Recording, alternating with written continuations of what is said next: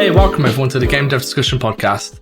This week, I have a very special guest. We have Jobye Karmaker, Principle Environment Artist at Respawn. Dude, thank you for taking the time to have a chat. Hey, and thanks for having me. Well, firstly, we haven't, I haven't spoken to you properly really before, and I think a big congratulations. It's relatively recent, your promotion to Principal Environment Artist. Man, of the artists out there, like, you seem like a lot of the principals I'm starting to meet over the course of my career now are a lot like you. They're not necessarily specialists in one field, like they're very broad in their skill set. Like you're great at foliage, organic, materials, trim, environments, hard surface. I guess for you, it's just to kick this all off and sort of break the ice a little bit. Is that like a concerted effort? Did you really deliberately carve that sort of broad spectrum out? Or was it just something that came from studio to studio, you kind of just adapted to the skill sets required? Like, how did you get to this point on just having this really broad skill set? I think it was almost kind of like a gradual thing. Early on in my career, when I first started working on Splinter Cell, I was definitely much more of a generalist, and that was kind of fun. Despite being just like a modeler specifically, I was kind of doing textures, doing like level art, all that stuff. And then gradually, as I was kind of going up in UB, I was kind of becoming more specialized. And that's how I ended up kind of doing foliage for a little bit. And then I ended up doing like two projects in a row where I was just doing foliage. So I was just very hyper specialized, just doing one thing like full time. And then I kind of realized at that point, I was like, after two projects, I was like, yeah, it's maybe a bit too much. Just being very specialized into one thing. So I was like, I kind of want to get back to kind of being more of a generalist. So like when I joined Respawn, I kind of made a point where I was like, oh, do you want to do more foliage? And I'm like, no, like I think I had my fill. And when I joined the Star Wars team, I was basically, it was the polar opposite, where I was basically just given hard surface throughout the whole project. And it's been nice to kind of get back to kind of just being a generalist. And for me, that's like, it just kind of naturally happened that way through the progression of my career, and just kind of realizing what I like. Just because, I like kind of worrying more about the big picture and kind of putting that all together, and like working closely with design to make areas feel good design-wise, art-wise, make it run good as well.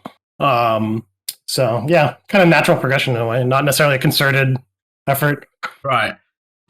So on the foliage side of things, speaking, your since it was 2 years, your like main thing. I find it quite odd. I feel like it's the only field within the sort of bracket of environment art, because environment art is very broad, broad set of skills. And there's an abundance of hard surface people, of props artists, of material artists. Foliage is always the one which is like it's always in high demand. If you're like a competent foliage artist, you're normally pretty set for work. Now, you did it for a couple of years. Like, what is it about foliage art, do you think, either, and I guess it's a two-part question, either scares artists off from pursuing, myself included, I've always been intimidated by foliage, but it scares artists off, and there's always, if there's always a need for them in terms of like, there's not an abundance of foliage artists. Why do you think that is? I guess it's like the one discipline that's like not really that, like, in terms of like how like photogrammetry has progressed and scans and all that. It's like it's the one discipline I'd say that you can't really just like, let's just scan a whole tree and put it in game, right? It's you have to really break it down to like its component parts and kind of build it from the ground up. Like you can kind of take like the individual leaves and the bark, but you still need to kind of put that all together. You can't just be like, just capture a tree and throw it in like a rock, let's say. So probably that, and then also just like foliage in itself can be challenging within constraints of game engines to kind of make look good. There's definitely, it varies so much from engine to engine, and it's like stuff for it to like look right and correct. Like generally is like you need to have like all the bells and whistles to make it work. So it's like knowing how to work without those necessarily. Where like, say for example, just as a quick example, it's like for SSS to work correctly, you need to assume that like, shadows are going to be working throughout for everything, or everything has cast shadows on, and then sometimes engines can not necessarily afford that, right? Or like on a lot of games I've worked on, like grass, you just can't turn on cast shadows on it just because it's way too expensive on the budget. So you need to kind of work around as far as like with your texture maps there to kind of break PBRs in certain ways to like make it still look good, even though you don't have that stuff. so that can be tricky. And then also just performance wise, like foliage is probably one of the most taxing ones. So it's like you have to be very careful. It's very easy to kind of go off the rails really quick and just tank performance for a game, especially if it's like all natural. So I can see how it can be intimidating to certain people. But yeah, it's a whole learning process as you kind of start diving into that just full time and, and kind of learning about all that.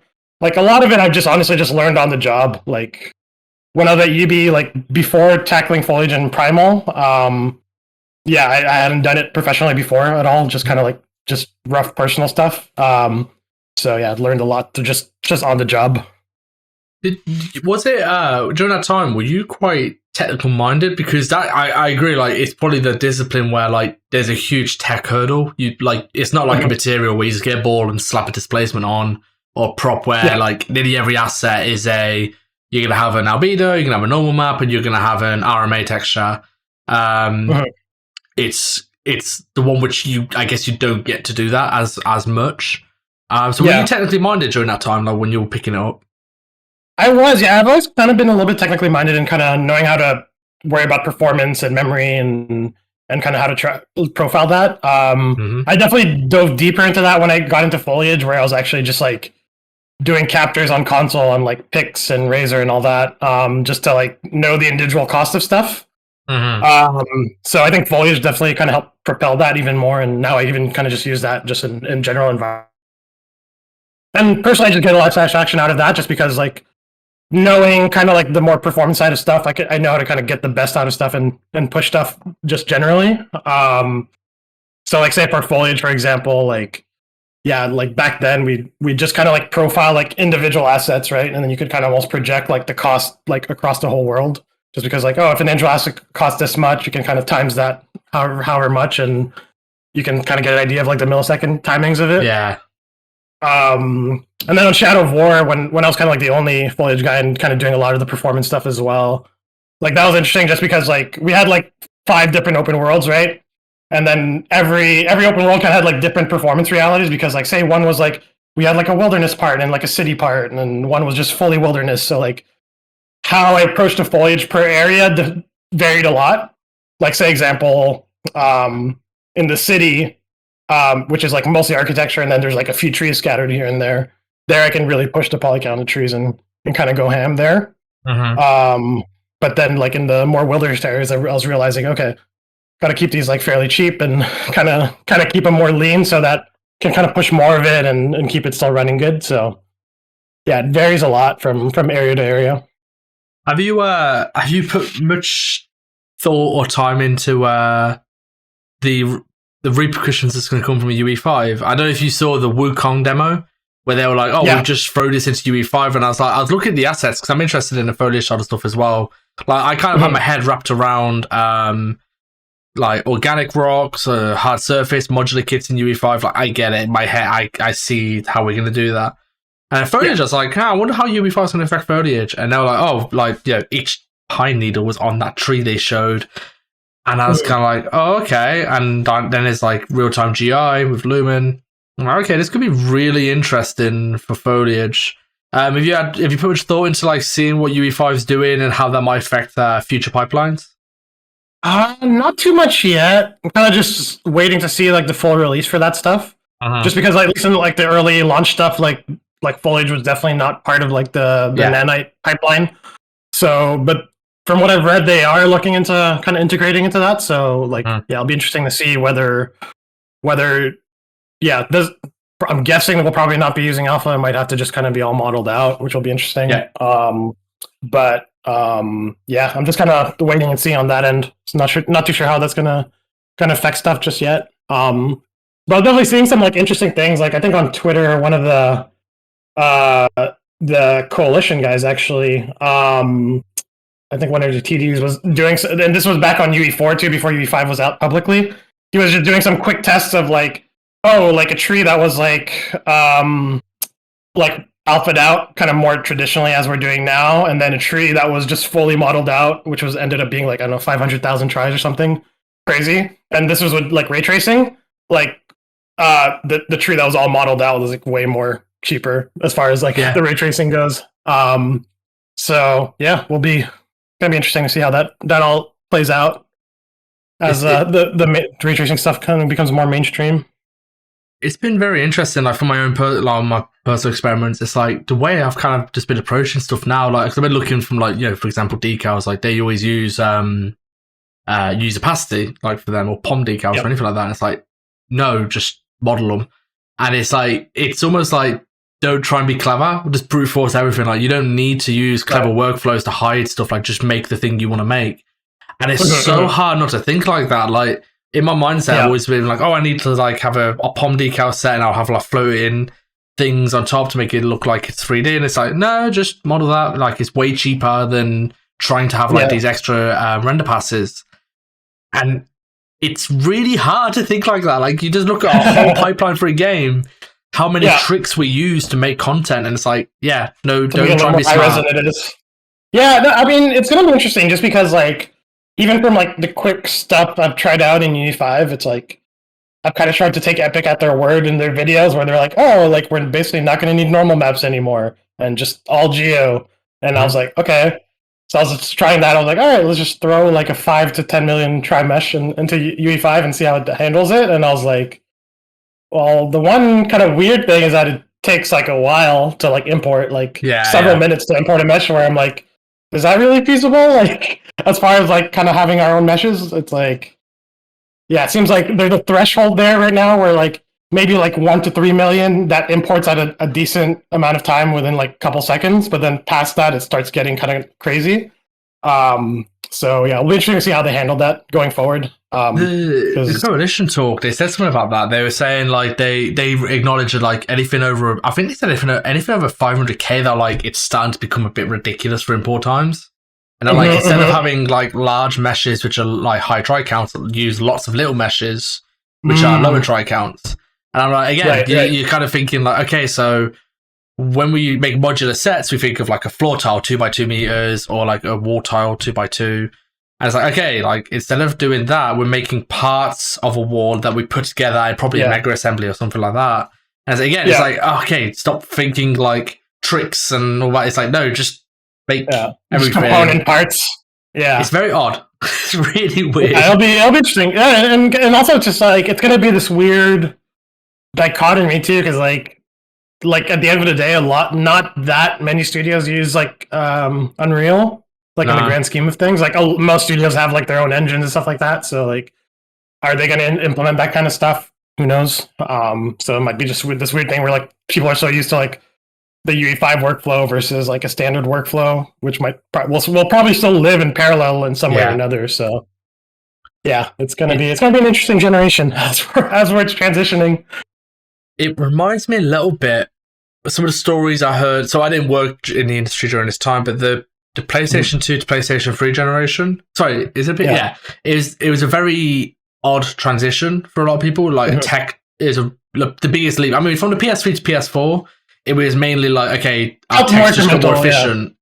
It wasn't like, oh, everything's just changed. And it feels like, from what I've heard from them stories, this feels like that, okay, this is the next year and a half, 2 years, are probably going to be very, not problematic, but just challenging to like navigate and figure out what's what. Because like I said, you're not going to throw 2 mil try assets into engine, unless it's like some mega hero asset, which like, is on screen a bunch or something like that. I'm like, okay, maybe, but like, I just don't see.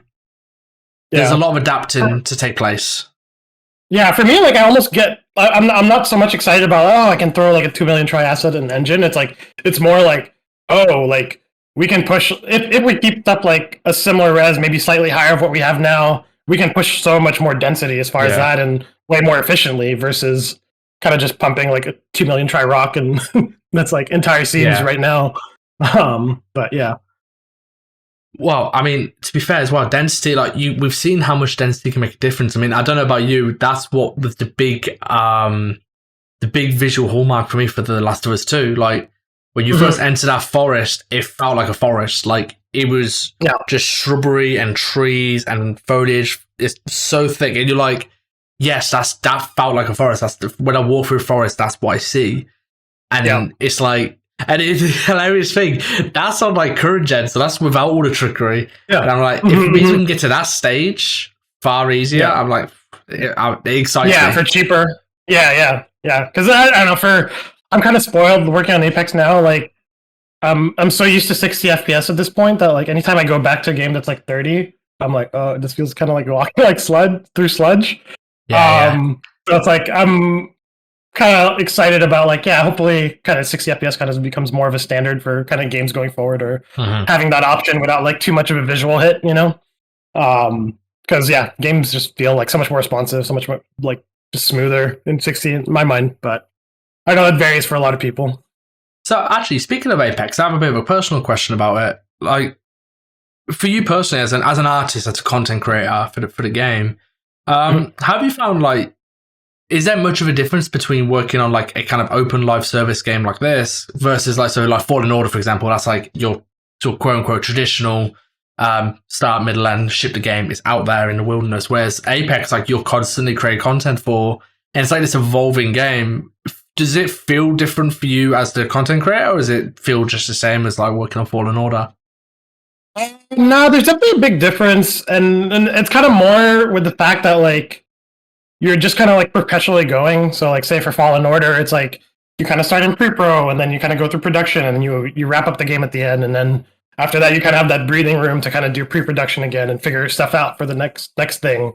But like in Apex, it's just kind of like a perpetual production in a way. So it's like you kind of like ship a new map, and then you're like, okay, we have like a map update to kind of roll onto after, or like a town takeover and stuff like that. So it's kind of like you don't get too much breathing room in between kind of like big tasks. So yeah, it kind of just feels like a little bit like a treadmill at certain points on that end. So on the pro of that, like you're basically shipping like constantly and a lot. When I joined like the Apex team, like literally within like 2 months of joining, I was already shipping my first piece of content, which was like kind of crazy. Like I ended up being able to post like my Apex stuff before my Star Wars stuff on ArtStation, which was funny. But then it does eventually kind of like get to be a grind. But it's definitely still like kind of fun work. And then like especially I think if you're just kind of starting out in the industry, it is nice to kind of get that shipping experience, because production at the end of the day is like very valuable. And I'm honestly like, I've mostly been a kind of very production oriented artist throughout my career. Like I haven't had the chance to have like a long stretch of pre-production just yet.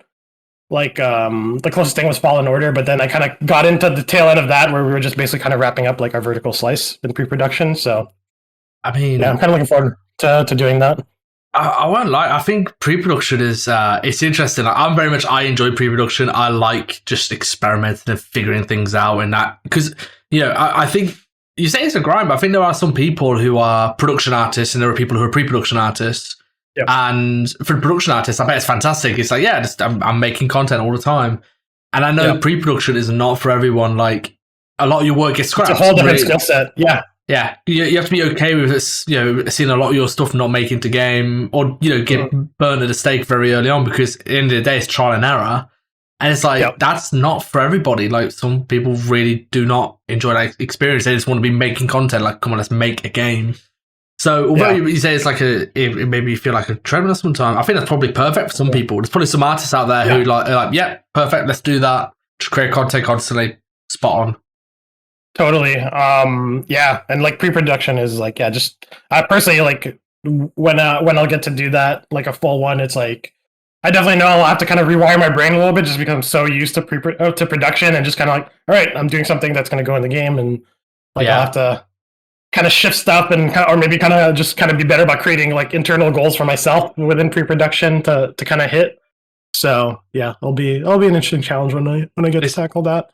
It's that kind of that shift in mindset. 'Cause I went straight from counterplaying Godfall to shipping Godfall, and then shipping the expansion straight into a pre-production, and it's like that mindset shift of like, okay, you can breathe a little bit, but with that you can breathe a little bit. It's like you have to be more like, what's the word?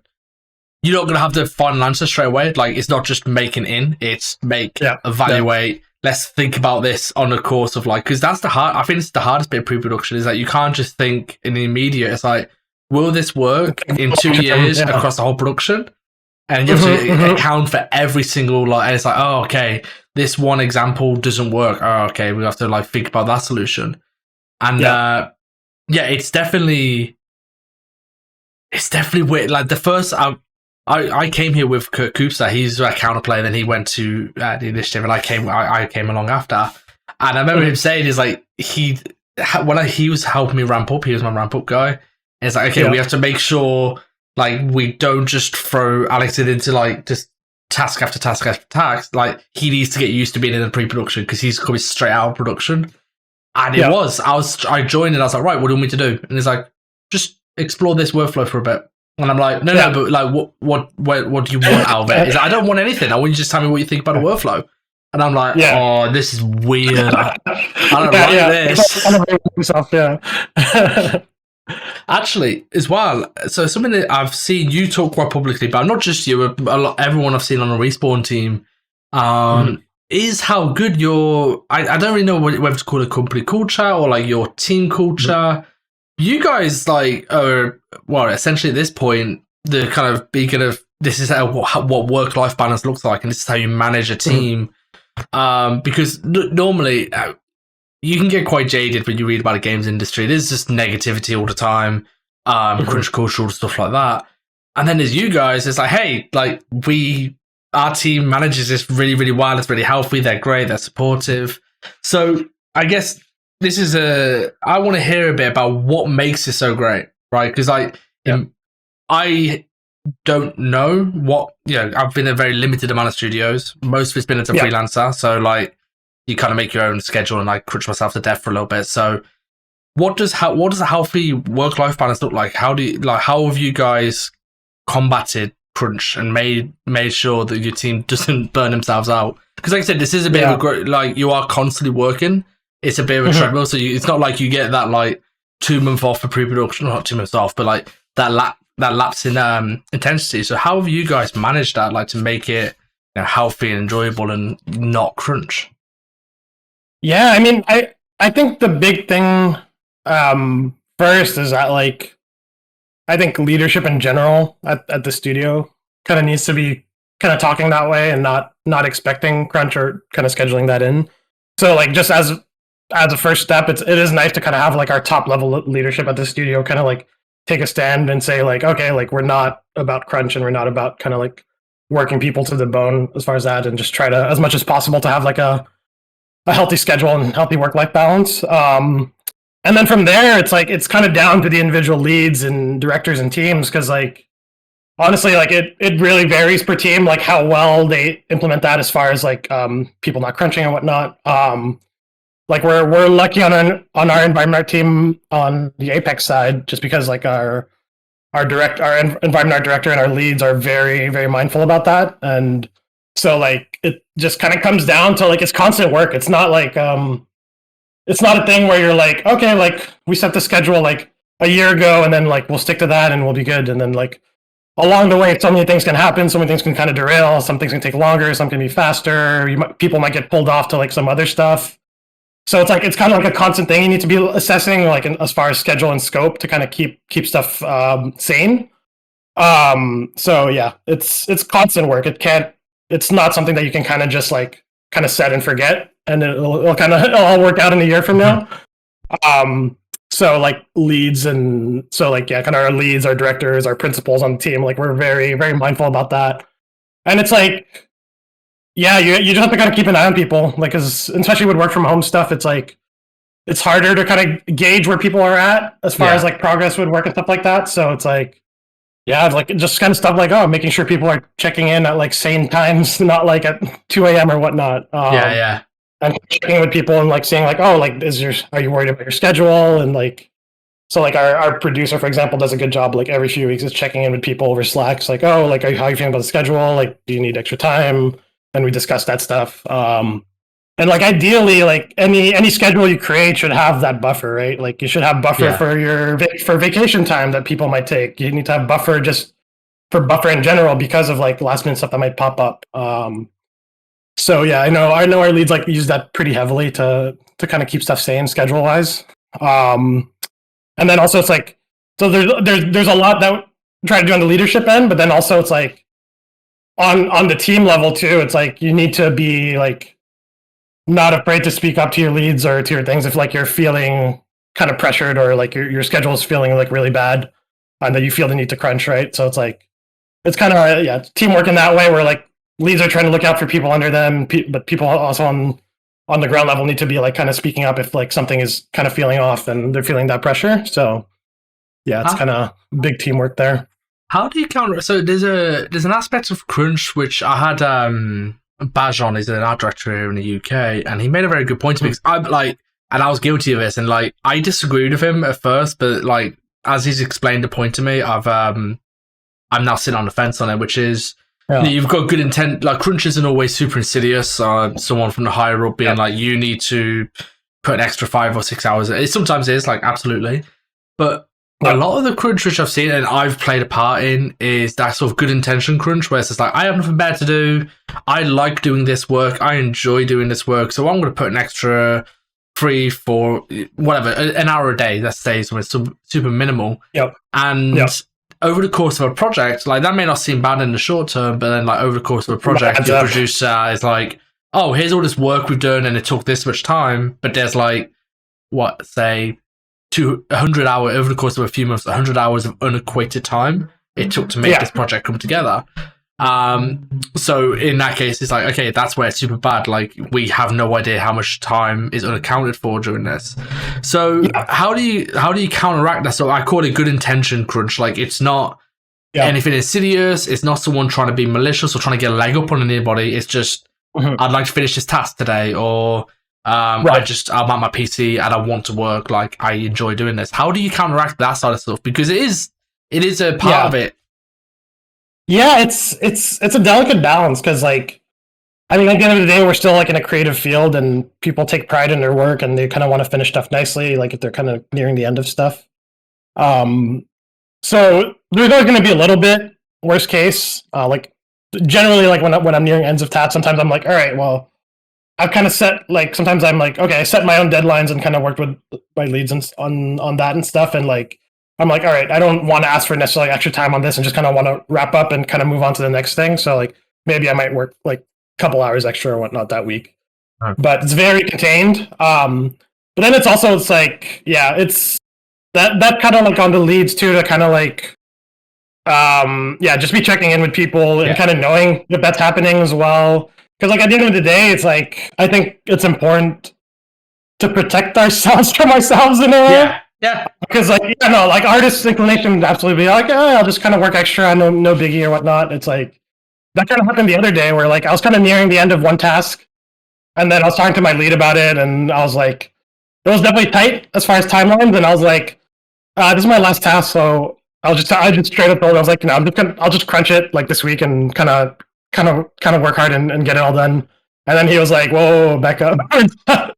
We're not kind of factoring crunch into your schedule. So it was like, and then so he kind of took a step back there, and he was like, all right, let's look at your schedule, break it all down, and then see who we can kind of help, come help you out, and kind of keep your schedule sane in that end, and you're not have to like yourself to get it done.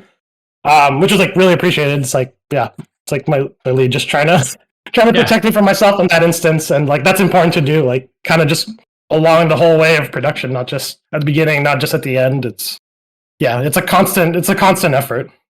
You definitely, you know what? That's a great way of describing it, protecting yourself from yourself. Because I mean, I know I'll be guilty of that. Last year, I was like trying to work 2 full-time jobs, and it's like, there's no reason to do that. And it's like, but you kind of say, no, but I want to do this. Or like, like when you're making personal projects on type of, this is what I'm really fighting right now, is like, I don't know how it is for you. You're a lot further along in your career than I am, in the sense of, I'm only just starting to get over the hump of feeling obliged to do personal projects. For pretty much my whole career up until like this year, I've been like, I need to be doing personal stuff on the side. I can't just rely on my production work. And it's only been this year I've been like, I don't need to. Like when I was looking back for a step back, I mean, last year I had a bit of a burnout, and then this year it's like, okay, do I actually need to do personal work? Not really. I was like guilt tripping myself. I was like, but no, I don't mind, because I enjoy doing this, and it's my job, and so it's not so bad. And it's like, do you get that now? Like, do you ever feel like, oh shit, I could be doing stuff for my personal time? Because I know for me that was a huge thing up until this year. Yeah, no, for me it was kind of like the opposite. For the longest time, I kind of didn't do personal work, and I was kind of like mostly just kind of relying on my production work and the games I was working on. So I was kind of just kind of giving my all at work and kind of making sure that was all good portfolio wise. And it's only kind of like recently in the last couple of years where I'm like, all right, like no, I kind of I want to kind of dive into like doing personal work and kind of doing the odd project here and there. And yeah, it's definitely a thing of like I try not to guilt myself about it if I'm like not working on something, but also always kind of like inevitably happens a little bit. Where, like, there's this project I started like probably a year ago now, and I'm just kind of been chipping away at it anytime I have some free time, and it's like it varies a lot. Some weeks I'll be like, oh, I'll work on a couple weeks, a couple days straight, then I don't touch it for a couple months, and then I dive back in and like jump on it. But yeah, I think it's like it varies per person. Like I think like over the years, how I was kind of keeping up as far as kind of like new trends and stuff like that is that I would work on quick and dirty stuff that I wouldn't necessarily post, and just kind of like do stuff at home. Like oh, if I know a task is coming up at work, I'll just be like kind of doing tests at home to like kind of prep for it. But I'm not necessarily posting any of that stuff. I'm just like, oh, like I'm trying photogrammetry out or trying that stuff out, and that's kind of how I've kept up over the years versus like actually publicly posting personal work. But yeah, we tend to guilt trip ourselves a lot. Yeah, we do. We treat ourselves. It's my wife came up with an interesting term for it. Is artists tend to treat themselves like martyrs, that they have to sacrifice themselves on a hill and like in order to this greater thing of like their career or their art. And it's like, yeah, after last year and like now like this year, I'm like, yeah, maybe I need to just reframe it a little bit. And like it's a to and from, right? Like because there's some people who need maybe a kick up the ass, but like, okay, you're not happy where you are right now, so you need to make progress forwards. You probably need to be doing extras. If you're like happy in your job and like happy where you are, it's like, okay, maybe you don't need to kill yourself to for the next project. Like maybe you could just take a foot off the gas a little bit. It isn't so bad. Yeah, and even kind of those more long form projects as well too, like pre-production. Like to look back to that thing is that like that's like a perfect time to kind of skill up and try new stuff, and like ideally that stuff is baked into your work. So it's always nice. What about from like working from home point of view? How have you found it? Like, how does that dovetail into it? Like, his working from home made it better, made it worse? How for you personally? Yeah, I was actually just gonna dive into that. Definitely the first year of work from home. It's crazy that we're saying first year already. Yeah, I just thought that. So the first year or so of work from home, or for several months, I was definitely kind of unhealthily working. Like I was definitely like at the point where since we were all locked down and no one could go out, I was just like, well, if I put in like a couple hours extra, it's like whatever. Like what else am I going to be doing right now? But then coming into this year for 2021, I kind of definitely made like a conscious effort where I was like, all right, well, I'm just going to stick to like my 8 hours, but like kind of do them properly, like not cut any corners as far as like long breaks or whatnot. Like if I do take a long break, just make sure to be making up that time later in the day. And that's been good. Like I've honestly, this year has been pretty healthy in that way where like, I've just kind of like stuck to kind of my 40 hours a week, and like the odd month every now and then, maybe like there's a couple hours extra that creep in because like, oh, I want to just improve something that I might have felt like I fucked up. And even though it's totally shippable, I still want to work on it a little bit. But yeah, those have been pretty few and far between. Like they've been kind of sprinkled throughout, like every other month or so, or like towards the end of like a big task. But I feel much healthier that way, and kind of it's been better for the mental health to not just be working all the time, because that's one thing with work from home. It's like very easy to fall into that mode where like you just have no separation between home and work, and it's just like, all right, well, you have to make a conscious effort. Like. Yeah, at this point, I'm like, all right, I do my 8 hours. I'm like, I close down my work PC, switch over to my personal one if I need to. So it's like kind of having that separation, just even a little bit helps. Or even just scheduling stuff in your own kind of calendar as well. Like that helps a lot. That's what I have to do.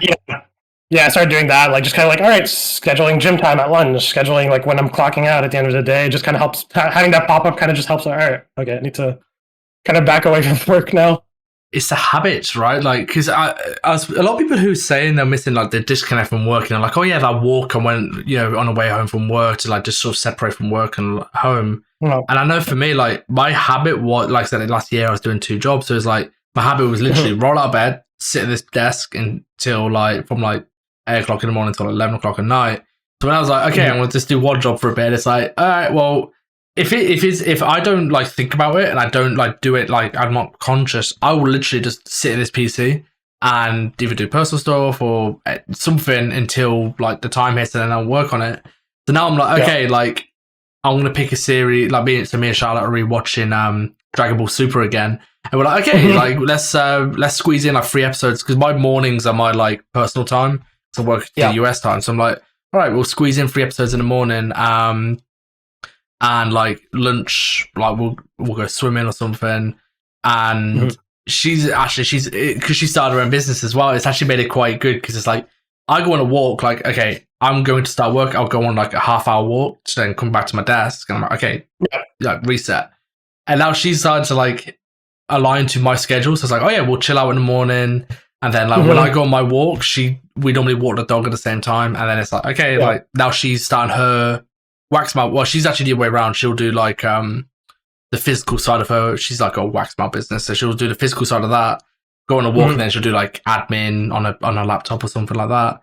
And it's like creating them habits. So now by habit, now I'm just like 2 o'clock rolls around and I'm itching to like just get up and go for a walk, because I've habituated it. And I think that's a lot for a lot of people, right? It's just like developing some habits to like help break up your day a little bit, because like I said, it's so easy to roll out of bed and sit at this PC for 13 hours. Like it's a little bit too easy. Like it's scary. Like you just look at it, you just look at a clock and you're like, 6 hours has gone. Where the fuck did that go? I haven't done anything. Yeah. Like my girlfriend's her work setup is like in our bedroom. So it's like to the point where she's like, like the bedroom is kind of like the office now. So she's like, any downtime, she's like, I just don't want to spend it in the bedroom. Just like rather be out there and like outside of like the work environment. So it's like, I totally see that. It's a tricky thing. Yeah, it's like there's a lot of concerted effort on people's end to kind of help balance that, because just to help you be healthier. It's a weird conversation. Every time I see this conversation comes up, I don't see tons of good discourse on it anyway. Like it tends to be like very negative towards anyone who wants to work in the office, and I'm like, it's definitely two sides of the coin, right? Like, because I get wanting to be in the office, I completely understand that. But and if you'd asked me last year, I'd be 100% on the be in the office side of things. But now I'm like, okay, like develop some habits and have a bit of self-discipline. This isn't so bad. But it's a very dividing topic. It's like either you're all in on one side or all in on the other. It's very weird. Yeah, and I don't know. Like I personally think like it's probably going to be somewhere in between. It's not going to be all one or the other kind of going forward. Like I feel like it'll probably just be like a very hybrid method kind of going forward, because like seems like more and more companies are supporting full-time remote. So like, I don't think that stuff's going to go away. So like even once we kind of go back to the offices, right? It's gonna be like a hybrid method, whether we like it or not. I think just because there's gonna be some people on your team that are full-time remote, so you'll be on Zoom probably in the office anyways, like kind of with all those people. So it's like, I think some of that stuff is kind of like here to stay. But I totally get both sides of it, honestly, because early on in the pandemic, I was like, oh no, I can't wait to go back to the office and kind of just see people in person again and having that separation between work and life. But then like as stuff has kind of slightly gotten better with the pandemic, with the vaccines rolling out and stuff like that, like I've definitely found a better balance where I'm like, and you kind of find like some of the nice advantages of work from home, and as far as like the flexibility, where it's like, oh, okay, like I don't have to feel bad to just take a random appointment in the middle of the day for like a doctor or an appointment for whatever. It's not like as huge of like a hindrance compared to when we were in the office, where like I'd have to like drive a long way, or just like I don't know, like now it's like at the office I used to like kind of go to lunch every day with like kind of people from work or whatnot. So now it's like it's almost like it's kind of refocused to anyone that's kind of nearby me in the vicinity of where I live, like from work, where it's like that's kind of nice. We're like, oh, just go grab lunch or grab dinner like after work or whatnot, and that's kind of helped to kind of balance things out versus when we were just kind of locked in at home and no one could see each other, and we're just kind of like, all right, well, I'm working, and I can see how it's isolating. One unseen thing I think I could see coming up in the next year, though, is once we do return back to the office. So before Counterplay, I worked a studio which was like, it's 2 hours away from me. So it's like I was in the office 3 days a week and 2 days I work from home. And that's what a lot of people are saying. I want that. Yeah. I'll be honest, they were probably some of the most stressful times of my career just because of... really? It's like, at first I thought it was great. And then it's like, you don't have a routine. Like, it's impossible to have a routine because it's like, okay, what day are you in this week? Even if you set like super hard, like, okay, like say Monday, Friday are always work from home days. It's like, well, I don't want that. I want to be working from home on a Wednesday. And it's like, okay, it's fine. And then you're having to work around like, when are you in the office? Oh, I'm in like Wednesday. Oh, I'm not in Wednesday, so we'll have to have this conversation another time. And it's I am a creature of habit. I rely very strongly on my routines. So during that time where it's like every week was a little bit different, it was probably the most stress. I just had no routine. It was like, man, I'd rather drive 2 hours extra. Like, I'd rather be in 5 days a week or fully remote. I found the hybrid thing, when it was set in stone, 3 days you're in, 2 days you're at home. But when you said like about the appointment stuff, I think if there was an option to just be like, hey, I just want to work from home today. Like, it's not a normal thing. I just want to work from home today because I'm waiting for a parcel or something. I think that's a really good method because you kind of like, you have that flexibility. But I think like, oh yeah, we're gonna have 2 days where you are just from home. I think we'll have a mental impact. Like people are like, oh, work from home would be great. And then 6 months into the pandemic and it's like people's mental health was really deteriorating. I could see a little hidden cost to this hybrid system where it's like, okay, like your mental health is probably going to take a hit just because you have no habits, no routine, because it's constantly changing.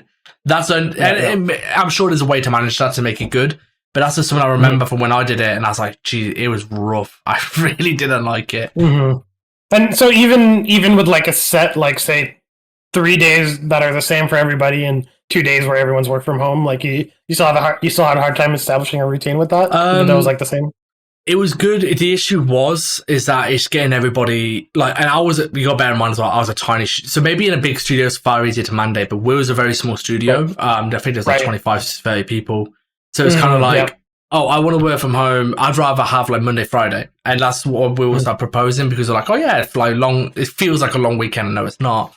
But then people are like, oh no, I have like childcare reasons, so I'd rather like have Wednesday off. And then someone else would say, oh, that's like really bad for traffic or like for some arbitrary reason, I'd rather have Tuesday. So there's this like kind of, we struggle to set something in stone because then there's lots of exceptions, right? Like, okay, like then, you're not in on Monday, you're in on Tuesday. And it just got very messy. Now in a big studio, I imagine it's far easier to mandate because you can't accommodate 300, 400 people. So maybe that's the trade-off. Yeah, maybe, but also it's like, I could totally see like if they just start making exceptions, how can that can kind of snowball? Where like someone here is like, oh, you mean exceptions for that? Like, okay, I want to like not. Well, it happened to us. It was literally like, no, we're set in stone Monday, Friday. I make a very, and people make good cases, right? Like, oh, I've got my mother works like can take care of my kid on a Monday, so I'd rather have Tuesday, and it's like that's a pretty good reason. But then like apply it to everyone, and you're like, shit, this is just a mess already. Yeah, that's the I guess the one segment of people that I've seen like work from home has been like amazing for is like I think pretty unanimously. I don't know if you've seen this as well. Is that just like parents are just like work from home like all the way, just because it's like they get to spend more time with their wives, their kids, and their husbands.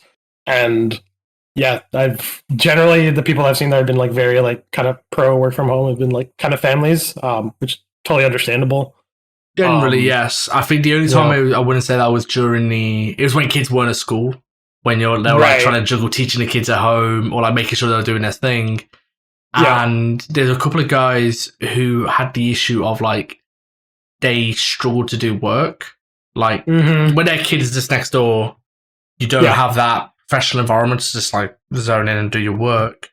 And there's a big complaint on, and I mean I suffered from this a little bit as well. I don't have kids. I'm away from my dog, but it's like it takes you like say for example, it takes like half an hour to get into your flow state, like really get into something. And like, I'm just starting to like get to grips and start getting a move on something. and it's like a knock on the door. Hey, could you just come quickly? Just give us a hand with this. And it's like, yeah, okay. Like you go help, sit back down, and you got 20 minutes to get kind of get back to where you were at. And I know that's something I had, and a lot of people had, was like they struggled to be as efficient.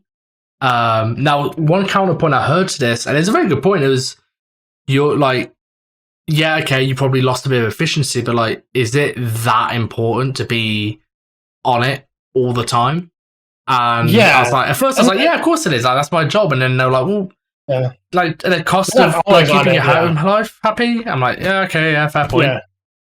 Yeah. And I mean, even in the office, right? Like we have 8-hour days in the office, but like realistically, between meetings and just random breaks throughout the day, it's like there's maybe actually only 6 hours that are like productive. So I think it's really just the same at home, where like you just have like breaks. You have like take care of kids or take care of like the dog or whatnot. And then recently, because like the girlfriend and I adopted a dog, and like just kind of like the last month has been kind of hectic dealing with all that and adjusting our routines to that. So it's made me work, man. That is hard work.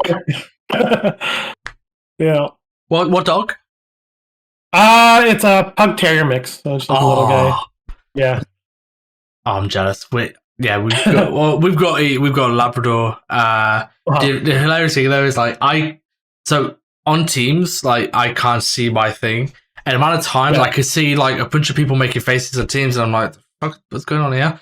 And then like I'll look behind, my dog will come and sit like right here, and I'm like, it scares the shit out of me. Because I can't hear him. I've got these on, and everyone I can see in Teams talking about it, and I'm like, holy fuck, there's a dog there. It always sneaks up on me.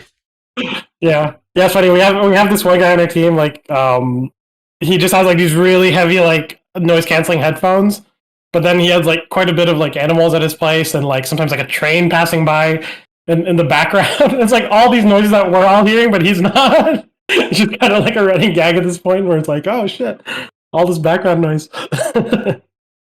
No, I want to completely railroad conversation. There's something I want to talk to you about, which is mentoring. So you're doing a lot of interesting stuff right now. Obviously, you're one of the OG Mentorship Coalition mentors, and you're also doing your mentorships with Skilltree. Congratulations on again, like that. That's a new thing recently.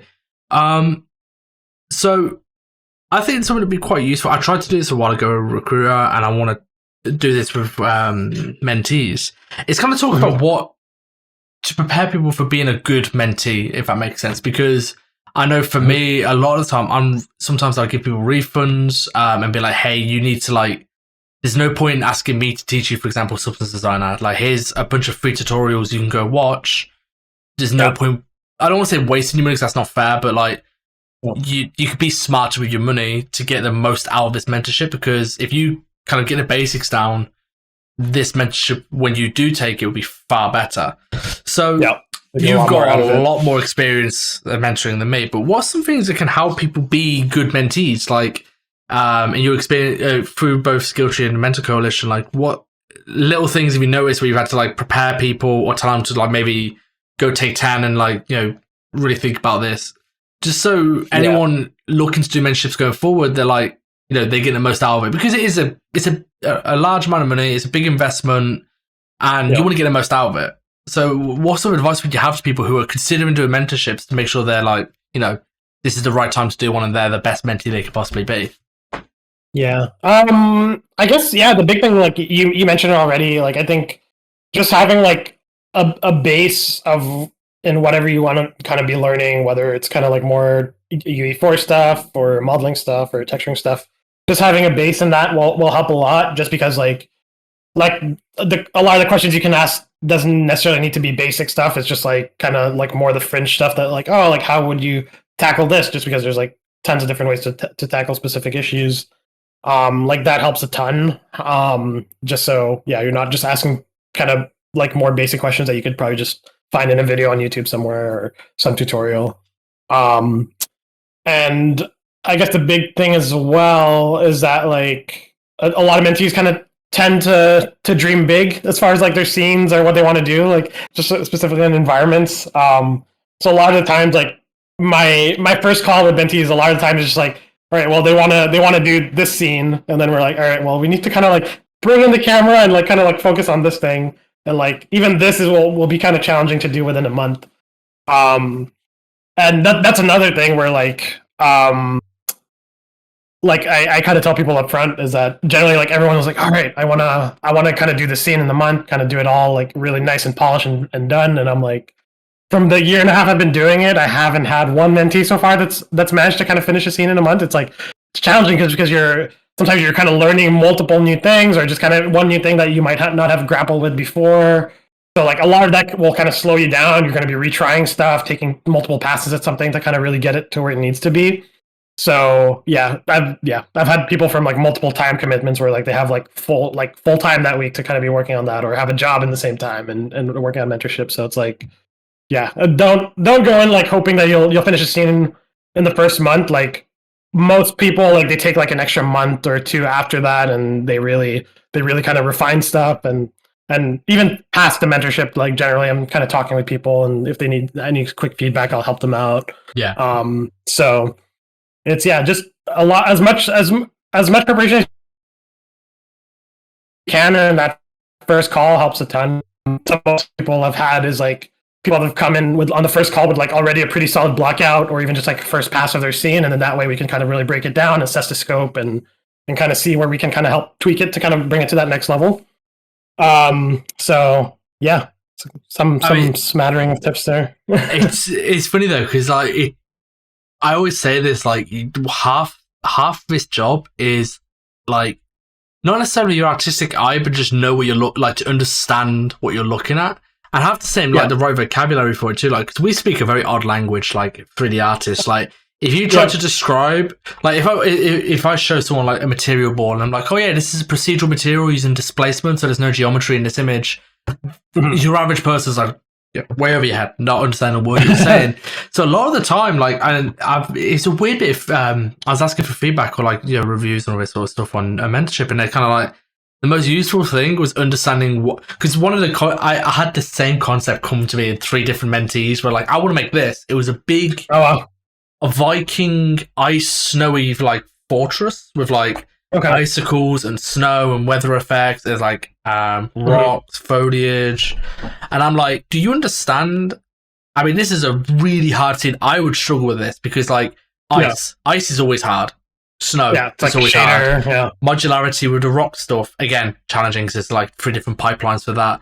Foliage, materials, like, and they said that one of the most useful things was just understanding why certain things are hard, why certain things, and just like when they look at a piece of concept art, what they're actually saying and what they're trying to commit themselves to. Because that's a lot of the stuff is like, oh yeah, like, and if you look at like a modular kit, like for example, like I don't know, a rock bridge. Your average environment artist, like once they've had some experience, they look at that and go, oh yeah, you do that with like some macro normals and then some detail normals and some macro and some grunge textures, like ID maps, and I'll probably be able to do it. But they don't have that knowledge and understanding. So when I say, oh yeah, you're going to use some macro normals, some detail normals, we'll blend them together using grunge masks, they're like, I don't understand a word you just said. And it's like, oh, okay, we got to go right back to basics here. Like, okay, this is a macro normal, this is a detail, and it's like that's half the battle. And I feel like because kind of part of me as well is leaning.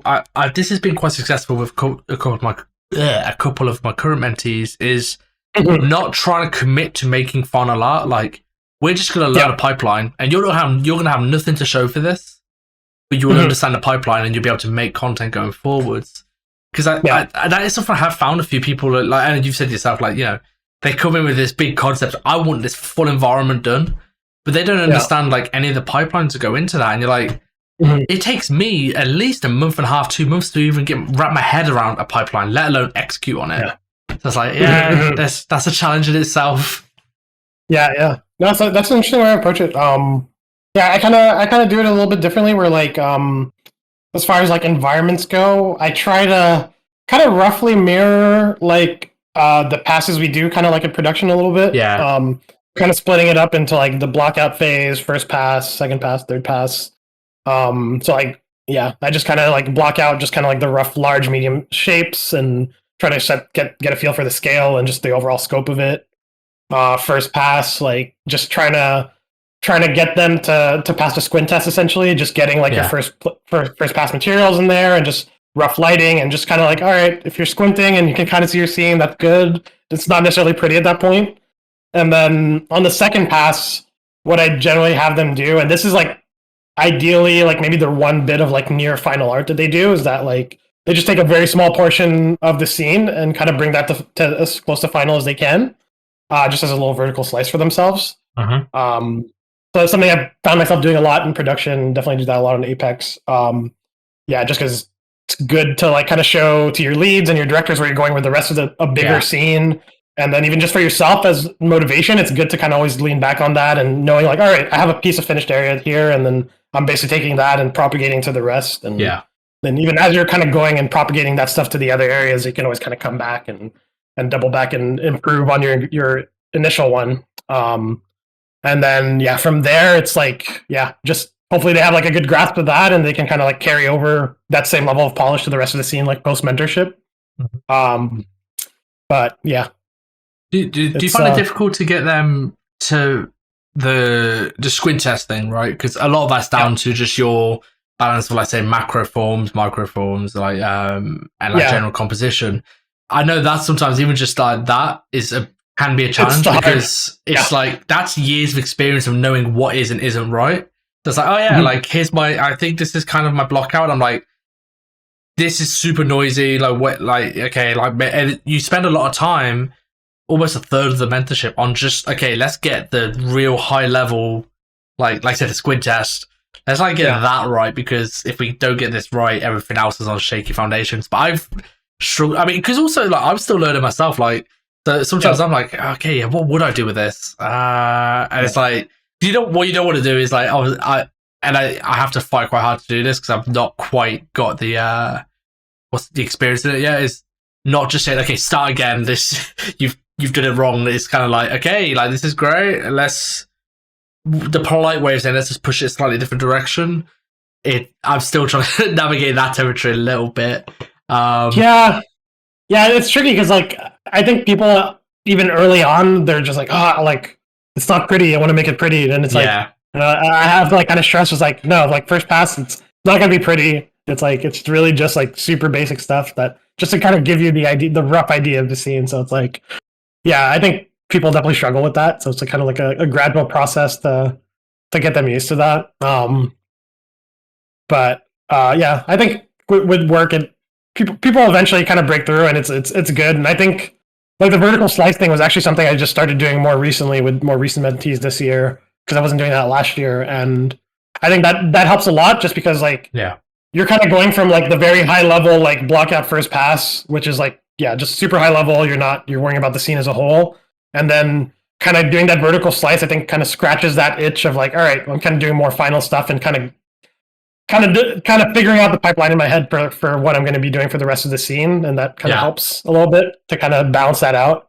Because previously, I think maybe I was kind of going a bit too gradual in like the wide passes because you kind of lose sight of where you're going when you're going so broad and large passes. So, I think balancing that first pass with like the vertical slice like has helped a lot. Have you watched the Dead Space trailer for the remake recently? Yeah. I think that is. I want to see that more from AAA because that is such a great look. I mean, they are like early pre-production, and just to be so public, I'm like, for upcoming artists, it's like, look, this is how bad your art's going to look. And I'm not saying that it look bad, but it look, it's pre-production. It's like this is where you're going to be at for the majority. It's not going to come together to the end. Just I just found that like. Outside of what it's going to do for the games community, I think it's good for the games community just to see behind the scenes a little bit and how long this takes. For the artists, I'm like, this is great for like upcoming artists because it's just like, this is how long it takes to get to a game quality looking environment. It takes years and years of trial and error and I loved it. I was like, I want to see that more from AAA. Just show behind the curtains. Yeah, I was really happy to see them do that.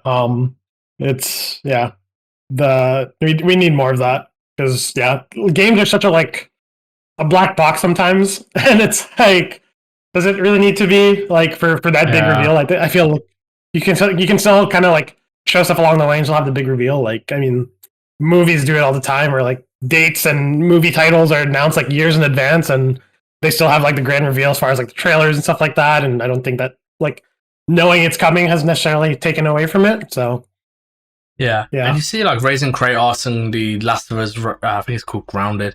Like them, even them documentaries, like they show like the game. I mean, even for this game developers, they show the game's broken. Like, I mean, it's a bit of a drama. They're like, oh, we could look at the deadline, so it's still broken. But you see in the blockout environment where they have like a finished character, but they're in this like big blockout environment, or you see like a blockout or like the first pass, and it's like, oh yeah, we still need to do this, this, and this. But I'm like, that's great. Especially there was one shot I loved. It was from the library in Last of Us 1. And in editor, your stuff tends not to look great. Like it hasn't got any of the lighting, post processing, or any of that sort of stuff, or in at runtime stuff.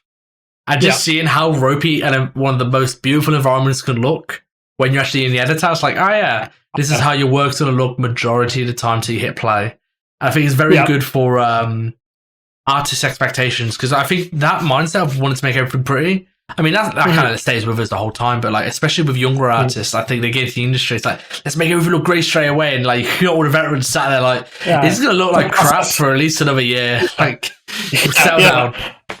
Yeah, and even that's an important thing that every now and then comes up during mentorships as well, is that like, I kind of like hammer home that like, not every studio you're going to go to is going to be Unreal, and like where you'll have like a real-time viewport where everything looks great, and like final, like a lot of studios like SMS, Naughty Dog, all their editor is in Maya, and it's like it's not going to be like what you see is what you get. You have to like compile the game and compile the maps to see stuff. So you just can't go in expecting it's going to be like that for everywhere. Yeah, I think there's I mean, I'll be honest, I've grown to as much as I love Unreal. Unreal's amazing. It's it's nice having that stuff in real time. But then you go like, and you have a little play with like some of the proprietary engines. So when you actually try and make a game in Unreal from like counterplay days, I'm like, man, Unreal, it's a pain in the ass to work with. Like, it is a very bloated engine.